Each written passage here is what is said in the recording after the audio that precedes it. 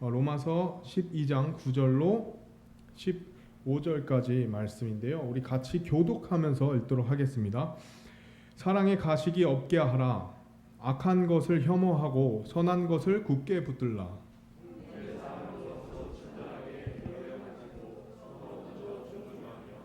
이를 게을리 하지 말고 영이 뜨거운 가운데 주를 섬기며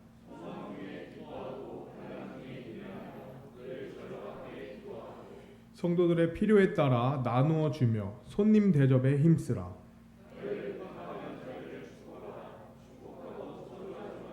다 같이 읽으시겠습니다. 기뻐하는 자들과 함께 기뻐하고 슬피 우는 자들과 함께 슬피 울라. 잠시 말씀을 위해 기도하시겠습니다. 하나님 아버지 감사합니다. 추석 연휴 그리고 무엇보다 일요일 우리의 구원의 주인 되시며 또 구원자 되시는 예수 그리스도 안에서 우리가 오늘 오후 시간에도 하나님께 경배드리고 또 드리고 또 귀한 예배를 함께 할 수 있는 은혜로 인하여 참으로 감사드립니다. 무엇보다 우리에게 주신 하나님의 말씀 속에서 우리가 어느 때든지 하나님 말씀을 통해 삶을 구분하고 또 시대를 분별하며 무엇보다 참 진리 되시고 지혜 되시는 이 놀라운 말씀 가운데 살아갈 수 있음에 참으로 감사드립니다. 이 시간 주님의 말씀이 나눠질 때에 우리의 마음이 다시 한번 우리의 정체성이 주님 안에 확고할 수 있도록 해주시고 우리의 향기가 그리스도인으로서의 향기로서 이 시대에 더욱더 넘쳐 흘러날 수 있도록 인도해 주기 간절히 바랍니다. 모든 것 감사드리며 예수님 이름으로 기도드립니다. 아멘. 감사합니다. 자리에 앉으시기 바랍니다. 오늘 본문 말씀을 그리고 이 로마서의 배경을 우리가 함께 살펴본다면 이 당시에 황제가 누구였냐 하면 바로 네로 황제였었습니다. 그리스도인들에게 네로 황제는 사실 굉장히 칭송받을 수 없는 왕이었었죠. 왜냐하면 그는 그리스도인들을 핍박하던 왕이었기 때문입니다. 정치적으로 악용했던 왕이었기 때문입니다. 그렇기 때문에 그들에게는 그리스도인들에게는 핍박과 고난이 자리 잡고 있었고 그들 삶에는 참 어려움이 있었던 것이죠. 정치적으로나 사회적으로나 여러 가지 압박과 압력 속에서 지냈던 것입니다. 네로 황제의 핍박에 대한 내용은 역사적으로 잘 기록되어 있고요. 우리가 그 침례교도의 역사라는 책 그리고 또 폭스의 순교사 여러 가지를 통해서 그 역사들을 잘 볼 수 있습니다. 어떤 그런 핍박의 역사들이 있나 대표적으로 네로 황제가 훗날 이제 이제 콜로세움이죠. 콜로세움에 이제 그 검투사들과 또 여러 그 짐승들 가득한 곳에 이제 수많은 관중들이 그 사륙의 현장을 기쁘게 아주 광란에 그런 어떤 아드레날린이 솟구치는 그런 관중들이 가득한 그런 경기장에서 그들이 넣었던 것은 그리스도인들이었죠. 그래서 그들이 짐승의 밥이 되고 또 검투사의 정말 노리게 장난감이 되면서 관중들은 그것을 환호하며 그것들을 정치적으로 이용했던 것이죠. 뿐만 아니라 대화재 사건을 두고 벗어나고자 그리스도인들을 정치적으로 악용하고 그들에게 헛된 거짓 소문을 퍼뜨림으로 유대인들에 의해서 그들이 죽게 되도록 그래서 자신이 그 사람들의 시선을 돌리도록 그런 누명을 씌운 일도 있었다고 합니다. 그로 인해서 많은 그리스도인들이 죽게 되었고 핍박과 차별을 피하고자 카타콤이라 하는 지하 동굴에서 들어가서 생활했었습니다. 거기서도 사실 열악했었죠. 지하에서 산다는 것이 참 어려운 거죠. 그래서 이제 전염병이며 또 혹은 적발됐을 때 혹은 도망가다가 잔인하게 죽고 그리고 그 훗날 발견됐던 카타콤에는 수많은 해골들이 있고 시체들이 있었는데 그 뼈들이 있었죠. 그 뼈의 형태가 온전한 시체가 없었다고 합니다. 그렇게 잔인하게 죽은 형체를 알아볼 수 없는 그 시체들이 가득했던 곳이 카타콤이었던 것이죠.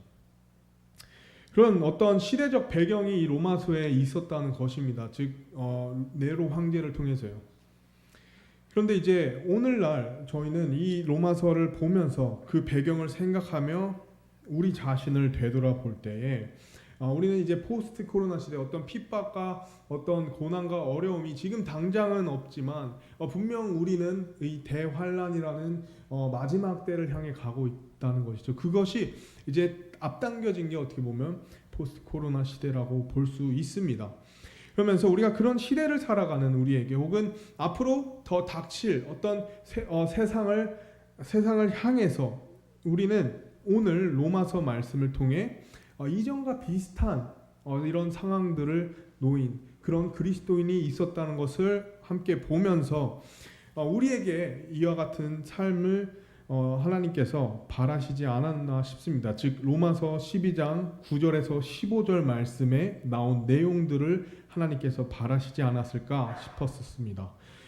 항상 그렇듯 성경의 놀라운 이유 중 하나는 이것이 비록 과거에 기록되어 있지만 오늘날 우리에게 진리로서 또 지혜로서 우리에게 항상 깨우침을 또 귀한 영적 진리를 발견하게 해준다는 것입니다. 때로는 그 지혜가요. 그런데 우리가 한 번도 겪어보지 못한 내 인생을 살면서 혹은 대외적으로 또 국가적으로 세계적으로 우리가 겪어보지 못한 이 상황 가운데서도 여전히 하나님의 말씀은 우리를 통해서 지혜를 준다는 거죠. 이것이 하나님의 말씀이 놀라운 이유이죠. 이것이 하나님의 말씀이 중요한 우리의 답이 된다는 이유입니다. 그렇기 때문에 오늘 로마서 12장 말씀은 우리에게 너무나도 명료하게 뚜렷하게 방향을 제시해 주는데 오늘날 저희가 이 혼란스럽고 또 흔들리는 세상 가운데 다시 한번 우리의 방향키를 우리의 인생의 방향과 우리의 정체성과 우리가 어떻게 살아가야 될지 그것을 굉장히 잘 보여줄 수 있는 큰 해결책이 될 것 같다 생각을 하면서 이 말씀을 준비했습니다. 그래서 포스트 코로나 그리고 프리 크리스천이라는 제목을 갖고 우리가 코로나 이후 시대에 이전에 살았던 크리스천들 그리고 앞으로 우리가 살아갈 그 그리스도인들의 모습을 이 로마서 12장 말씀을 통해 함께 살펴보고자 합니다. 먼저 우리가 함께 살펴볼 것은 사랑에 대한 그리스도인의 태도입니다. 사랑에 대한 그리스도인의 태도. 로마서 12장 9절 10절 말씀 먼저 보시면요. 사랑에 가식이 없게 하라. 악한 것을 혐오하고 선한 것을 굳게 붙들라. 그래서 우리가 사랑에 대한 내용에 앞서서 우리가 먼저 봐야 될 것이 바로 악한 것을 혐오하라고 하나님께서 얘기하셨습니다. 혐오하라. 굉장히 센 단어 아닙니까? 혐오하라. 우리가 오늘날 우리가 선악이 구분할 수 없는 혼란스러운 이 가운데 다시 한번 이 말씀을 필터링으로 삼아서 우리는 악한 것을 혐오해야 됩니다. 우리는 동성애자를 사랑해야 됩니다. 그러나 동성애는 혐오해야 됩니다. 우리가 죄인들을 사랑해야 됩니다. 그러나 우리는 분명히 죄에 대해선 혐오해야 됩니다. 하나님의 사랑은 무한한 사랑, 무한한 포용이 있지만 동시에 하나님은 미워하시는 것이 있다는 거죠. 이것이 하나님이 말하시는 사랑의 정의고 오늘날 우리가 또 가져야 되는 중요한 자세입니다. 악한 것을 혐오하는 것에 대해서 두려워할 것이 없습니다. 오히려 우리는 더욱더 혐오하되 또 선한 것을 굳게 붙들라고 하시는 말씀에 순종해야 되죠. 어쨌든 사랑에 가식이 없게 하라 하시면서 10절 말씀에 형제 사랑으로 서로 친절하게 애정을 가지고 서로 먼저 존중하며라고 말씀하시죠. 처음에 우리가 봤을 때 사랑에 가식이 없어야 한다고 합니다. 이 말은 즉 꾸밈이 없는 사랑이어야 된다는 것이죠. 그리고 10절 말씀을 보면 형제 사랑으로 서로를 대하라고 말씀하시죠. 즉 그리스도인들이 이 세상과 무엇보다 이 교회 안에서 마지막 때에 살아가는 우리가 가장 필요한 것은 바로 이 형제의 사랑이라는 것입니다. 이 형제 사랑이 가식 없게 드러나기를 하나님께서 원하셨다는 것이죠.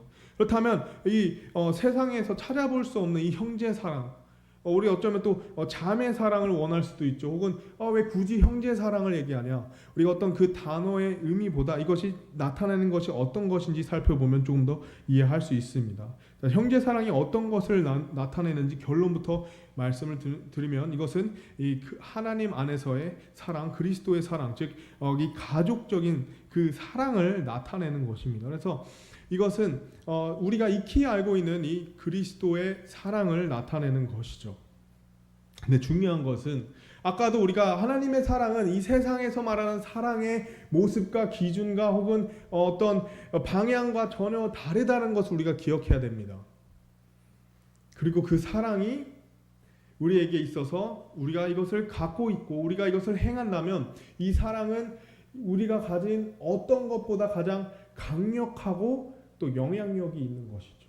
여러분, 하나님의 사랑, 그리스도의 사랑을 간과하거나 과소평가해서는 안 됩니다. 우리가 가진 가장 뛰어난 무기이자 혹은 가장 뛰어난 영향력이라는 것이죠. 사랑이란 것은 하나님과 우리의 마음의 동기입니다. 예수님께서 이 세상에 오신 이유 동안 우리를 사랑하셨기 때문이고 하나님 아버지께서 예수님을 보내신 이유 또한 이 세상, 즉 모든 한 사람 한 사람을 너무나도 사랑하셨기 때문이라 기록하셨습니다. 뿐만 아니라 그리스도인들에게 또 사도 바울에게 그 위대한 사역을 감당할 수 있었던 비결은 나의 동기는 사랑이다 고백을 하였죠. 이 사랑은 너무나도 중요한 것입니다. 그렇기 때문에 마지막 때 우리가 디모데후서 말씀을 보면 가장 첫 번째로 변질되는 것이 사랑이고 이 사랑의 대상이 변질되고 이 사랑의 내용이 변질이 되는 것이죠. 왜냐? 이 사랑이 바뀔 때, 이 사랑이 약해질 때, 이 사랑이 우리 그리스도인들의 삶에서 뒤로 밀려날 때 우리는 그리스도인으로서 살아갈 수 없기 때문입니다. 하나님께서는 꾸민 사랑으로 우리에게 다가오시지 않았고요. 하나님께서는 어떤 이익을 위해서 혹은 우리가 너무 밉지만 억지로 사랑하시지도 않으셨습니다. 그저 사랑하셨습니다. 우린 그 사랑을 어떻게 표현해야 할까요?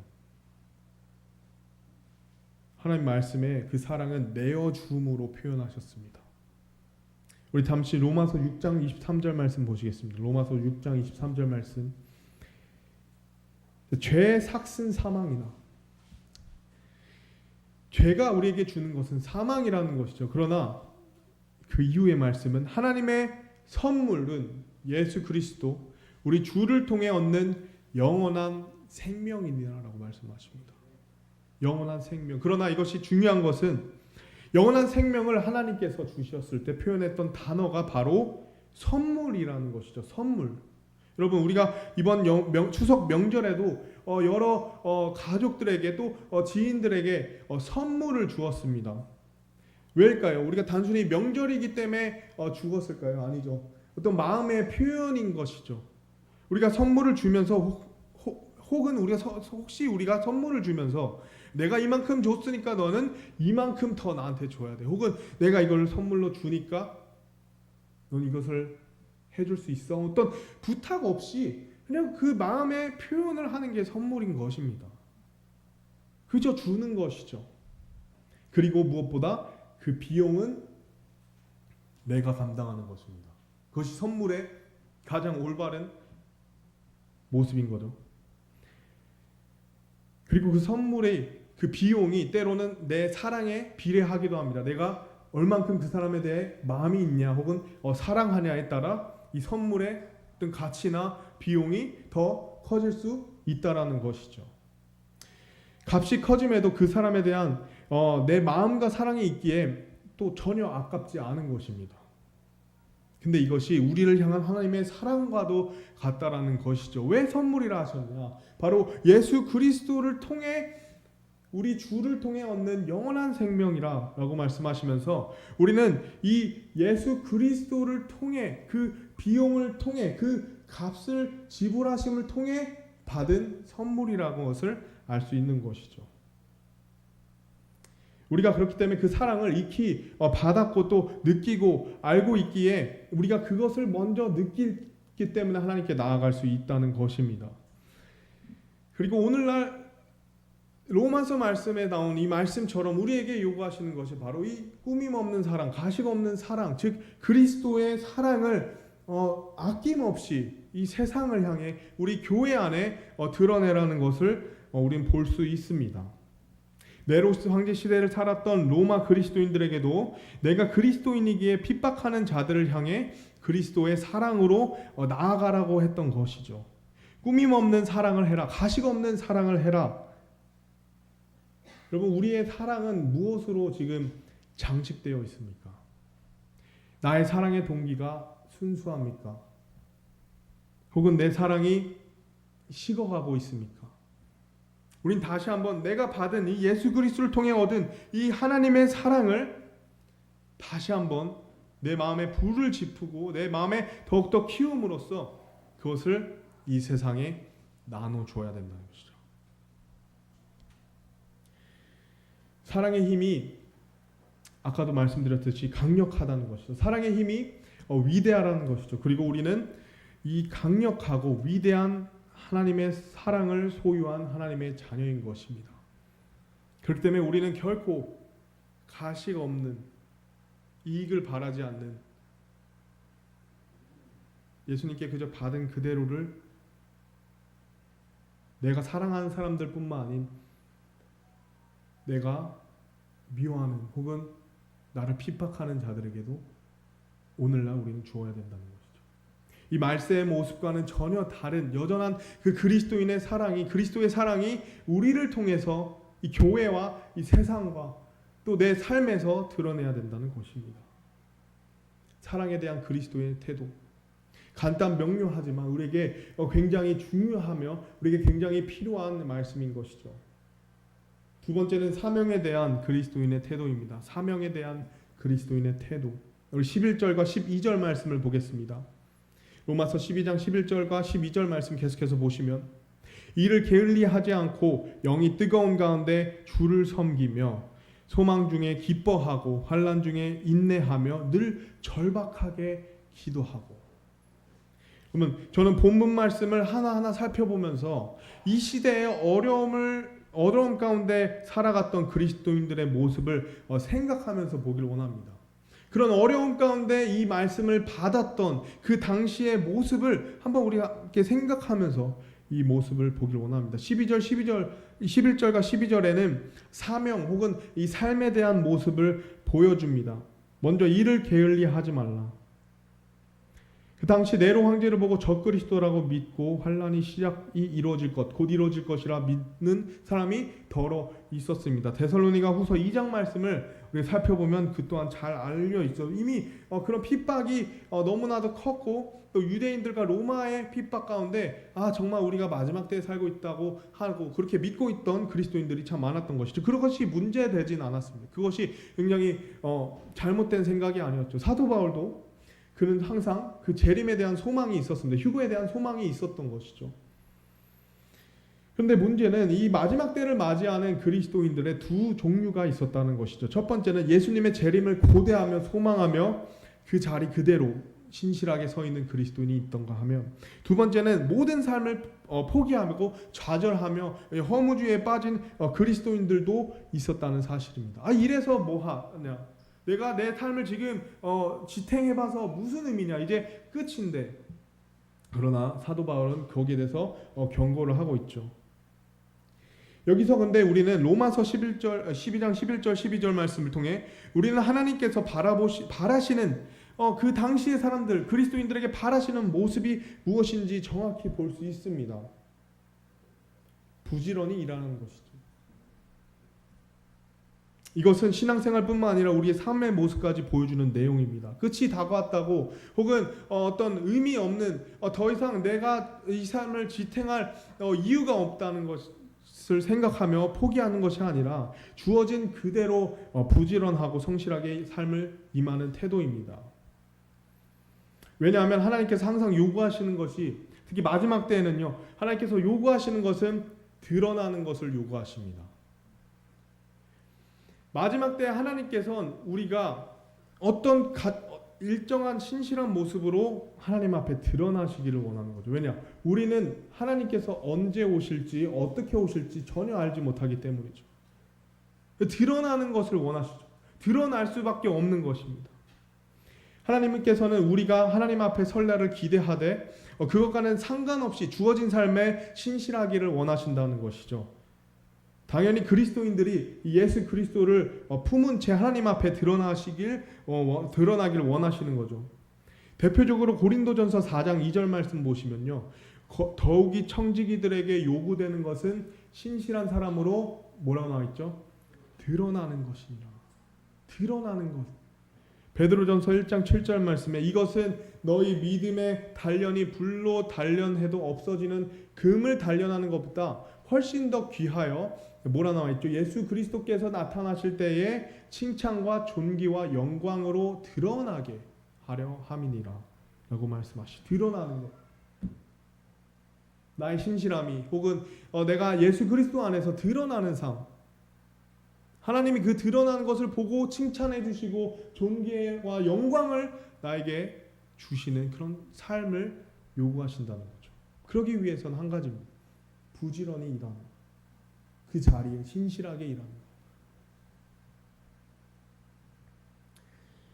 드러나기 위해서 우리가 요구돼야 되는 것이 두 가지가 있습니다. 첫 번째, 내가 올바른 자리에 서 있냐는 것입니다.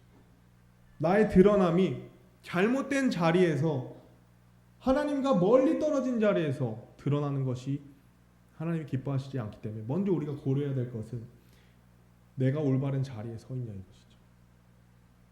두 번째는 흔들리지 않는 것입니다. 내가 올바른 자리에 서 있다면 흔들리지 않는 것. 드러나기 위한 두 가지 조건입니다. 곧 주님이 오실 거다라는 소망이 우리 안에 있다면 우리에게 요구되는 것은 모든 것을 내려놓는 것이 아니라 오히려 주어진 일에 감사하며 그 자리 그대로 혹은 더 부지런히 더 열심히 해야 된다는 것이죠. 우리가 살면서 요새는 더 그런 마음이 큰 것 같습니다. 코로나로 위축되었던 우리의 삶이 이제 풀리기 시작하며 내가 더욱더 원하는 것 혹은 이 자리에 주어진 것보다 더 신실하게 더 많이 더 크게 일하고 싶다 혹은 그런 마음이 드러날 수 있지만 이 자리에 신실하게 그대로 주어진 것에 감사하는 것이 하나님께서 원하시는 것입니다. 근데 놀라운 것은 이 본문 말씀에 한 가지 도전은 주세요. 우리에게 한 가지 도전은 주십니다. 어떻게 되어 있냐면 11절 12절 말씀 보시면 영이 뜨거운 가운데 주를 섬기며 늘 절박하게 기도하고 도전은 해주십니다.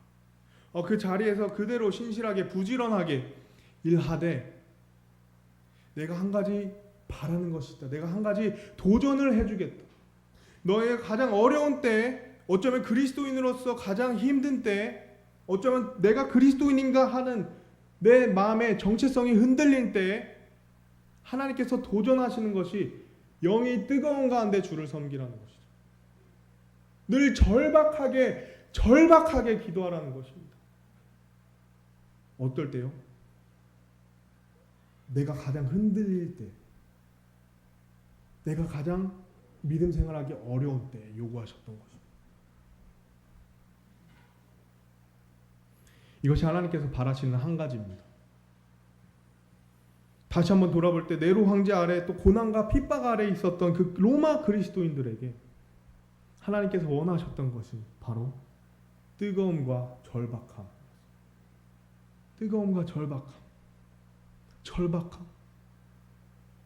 뜨거움. 내 마음에 자리 잡고 있습니까?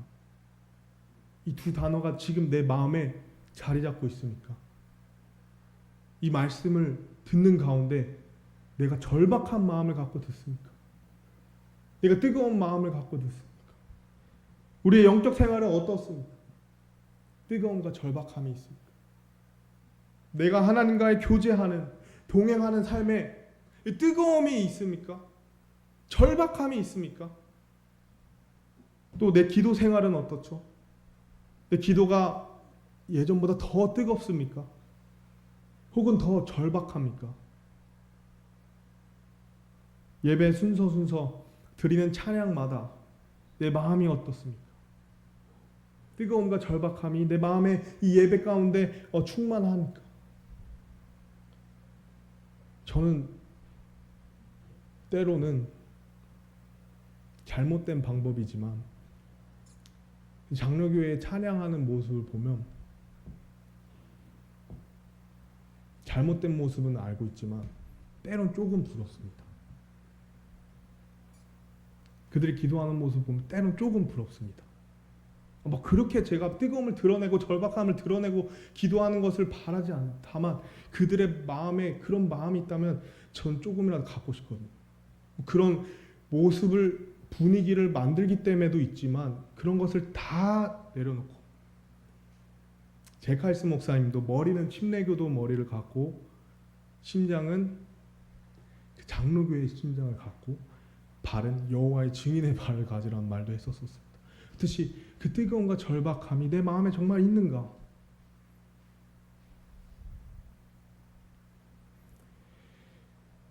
로마서 때나 마지막 때나 포스트 코로나 시대 우리에게 하나님께서 요구하시는 것은 절박함과 뜨거움입니다.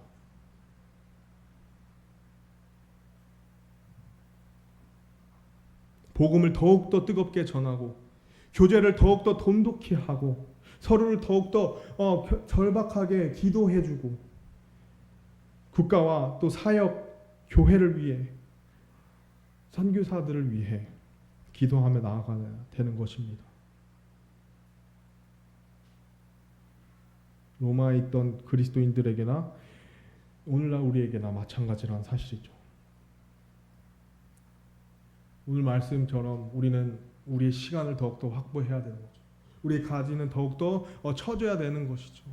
내가 뜨거워지기 원한다면, 내가 절박함이 있다면 잃어버린 영혼들을 향한 나의 애통함이 더욱더 커져야 된다는 것이죠. 시간이 없기 때문에, 때가 얼마 남지 않았기 때문에, 내가 가장 좋은 것을 갖고 있다는 것. 그러나 그들이 가장 좋은 것을 듣지 못한다는 것.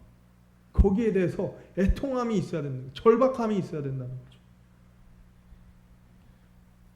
시편 126편 5절 말씀에 여기 나와 있지 않지만 눈물을 흘리며 씨를 뿌리는 자들은 기쁨으로 거두리로다. 여기서 말하는 눈물에는 분명 뜨거움과 절박함이 있을 것입니다. 우리가 얼마나 그 눈물을 마음으로 울면서 우리가 복음의 전도지를 나눠주는 적이 언제입니까? 때론 내가 수많은 사람들이 가는 그 길거리를 보며 저자들 중에 과연 예수 그리스도의 복음을 들은 자가 있는가? 우리가 한번 그 생각을 하면 마음이 너무 괴롭습니다.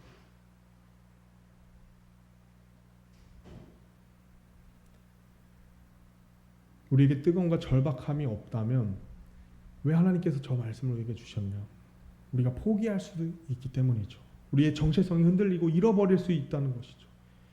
저 또한 저는 그런 모습을 저 자신에게도 보이고 싶지 않고 그런 모습으로 살아가고 싶지 않습니다. 우리가 넘어졌다면, 우리가 흔들렸다면 우리는 다시 일어나서 다시 나아가야 되는 것이죠. 의인의 삶은 7번 넘어져도 다시 일어나는 삶이라 하였습니다. 우리는 그리스도의 군사가 되고 우리는 하나님의 자녀가 되며 우리는 하나님의 상속자입니다. 이에 요구되는 삶은 결코 뒤로 물러나거나 포기하는 삶이 되어서는 안 된다는 것이죠. 왜냐하면 우리의 이 마지막 때 우리에게 놓여진 것은 힘든 것보다 그 힘듦을 넘어서 우리에겐 승리가 있기 때문이죠. 영원한 승리, 또 무엇보다 만왕의 왕 만주의 주이신 예수님께서 모든 것을 해결하실 그 영원한 승리가 우리 앞에 놓여 있기 때문입니다. 그러면 전쟁을 보면 승기를 잡은 군사들이 승기를 잡았기 때문에 그들이 총 놓고 기다리는 모습은 우리가 본 적이 없습니다. 승기를 잡았다면 더욱더 강력하게 앞으로 나가고 더욱더 치열하게 싸워야 되지. 그렇지 않으면 전세가 또 바뀔 수 있거든요.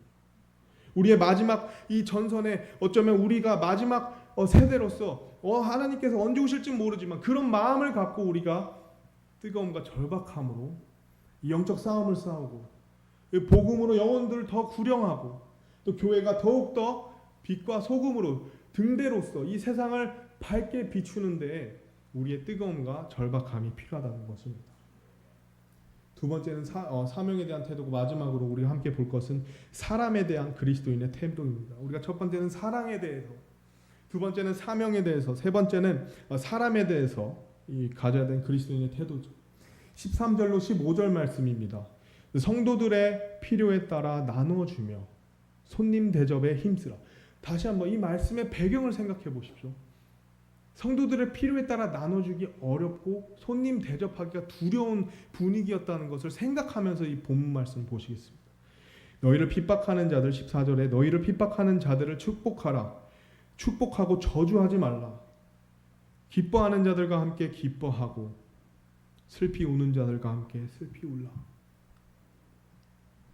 마지막으로 우리가 되돌아보면 우리가 새겨야 되는 우리의 그리스도인의 삶은 다른 사람을 세워주는 삶입니다. 다른 사람들을 세워주는 삶.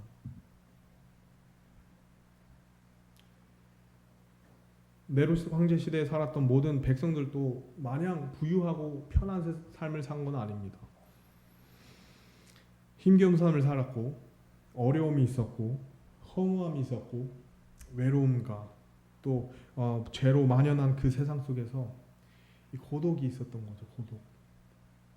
뿐만 아니라 경제적 어려움으로도 허덕였을 것입니다. 그때 그리스도인들은 이 주어진 말씀에 따라 세상에 대가 없이 사람들을 챙겨줬던 것이죠. 역사적으로 우리가 이 팬데믹이라는 역사를 봤을 때도 이제 흑사병이라는 팬데믹이 있었었죠. 그때 교회의 역할이 너무나도 귀했습니다. 그 시체들이 만연하고 언제 나한테도 전염될지 모르는 그런 분위기 속에서 먼저 어렵고 아픈 사람들에게 나아갔던 것이 교회였었습니다.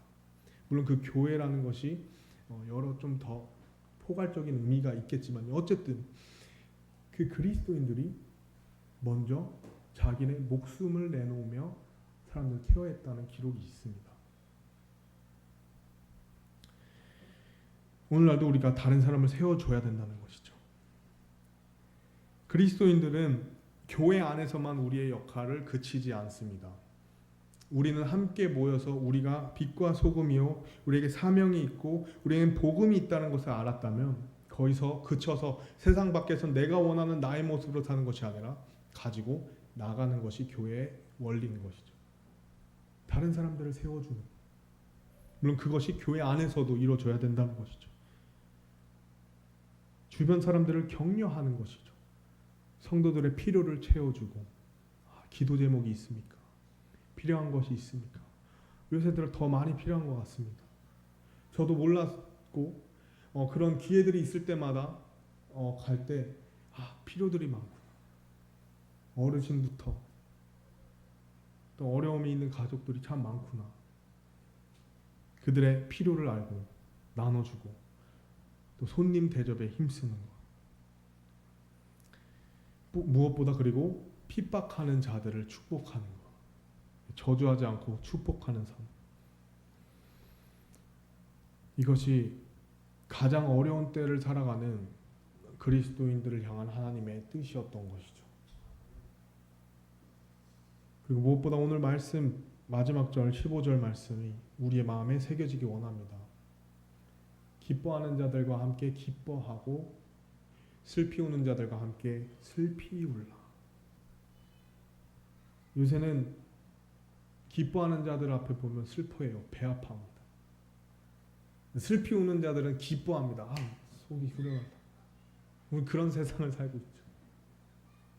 그러나 그리스도인들에게 우리가 요구되는 것은 남들이 기뻐하는 일이 있으면 같이 기뻐해주고 남들이 너무 슬퍼하는 일이 있으면 함께 슬피 울면서 그들의 마음을, 그들의 짐들을 나눠주며 그들을 위해 기도하는 그것이 오늘날 우리에게 요구되는 하나님의 뜻인 것이죠. 제가 간증은 없지만 부족합니다. 너무 부족하지만 제가 삶을 살면서 느꼈던 거 한 가지는 그리스도 예수님을 믿는 교회를 다니는 사람들이 예수님을 통해서 얻은 것, 그 모든 것들이 사실은 세상 사람들이 봤을 때 굉장히 우러러 보게 되는 것들이더라고요. 예를 들면은 우리가 그것을 올바르게 잘 알고 꾸밈 없이 그것을 정말 순수하게 드러낸다면 말이죠. 위선이 아니라 내가 하나님 말씀을 통해 갖고 있는 하나님 예수님의 성품 혹은 올바른 이 진리 가운데 세워진 것들을 꾸밈 없이 드러냈을 때 세상 사람들이 그것을 본다는 것이죠. 부러워한다는 것이죠. 뭔가 조금 더 우월한 무언가가 있다는 것이죠. 제가 그리스도인의 사랑을 직접적으로 혹은 간접적으로 이 세상을 살면서 드러낼 때에 그 자리에서 그것을 보고 인정하는 사람들이 있었습니다. 근데 그 자리에서 인정하지 않은 사람도 나중에 그것을 인정하더라고요. 어쨌든 교회 다닌 사람은 다르다. 뭔가 그 다름이 낮춰지는 것이 아니라 뭔가 인정해 준다는 것이었습니다. 얼마나 저는 하나님께 감사했는지 모르겠어요. 제 자신 때문이 아니라, 내가 가진 것이 아니라, 내가 말씀을 통해 얻게 된 것을 그저 나눴을 뿐인데 그로 인해서 하나님께 영광이 됐다는 것에 감사했었습니다. 왜냐하면 우리가 가진 사랑이 무언가 다르다는 것을 느꼈기 때문에, 우리가 갖고 있는 것이 무언가 다르다는 것을 세상 사람들이 알았다는 것입니다. 우리의 친절이 무언가 다르다는 것을 알았던 것이죠. 또 이 세상의 이치와 맞지 않고 그들이 생각했던 세상 속에서 느꼈던 것과 무언가 달랐기 때문이었죠. 아무리 교회를 비난하고 핍박하고, 그러나 내 삶이 예수 그리스도의 사랑으로 드러난다면 그들이 결코 그 모습까지 비난할 수 없을 것입니다. 강력하기 때문이죠. 위대하기 때문이죠. 아낌없이 주는 사랑. 내가 다른 사람을 위해 기뻐하고 함께 슬피 울어주는 삶. 이것은 우리의 복이 되는 것이죠. 이것이 우리의 삶의 특권인 것입니다. 특권. 그리고 우리의 향기이자 우리의 사랑이 되는 것입니다. 오늘 세 가지 통해서 사랑과 사명과 사람들에 대한 로마서 12장 9절에서 15절 말씀을 통해 우리가 이 세 가지에 대한 태도를 보면서 우리가 이러한 삶을 살아갈 때에 하나님께서 먼저 기뻐하시고, 또 우리 주변에 있는 성도들 혹은 이웃 사람들, 심지어 믿지 않는 사람들까지 큰 은혜가 될 줄로 믿습니다. 우리가 가식 없이 꾸밈 없이 뜨거움과 절박함을 갖고 이 말씀에 순종한다면 말이죠. 저는 그 귀한 간증과 우리의 삶의 귀한 이 영적 열매들이 맺혀져서 또 귀한 풍성한 나눔이 되었으면 좋겠습니다. 우리 잠시 기도하도록 하겠습니다.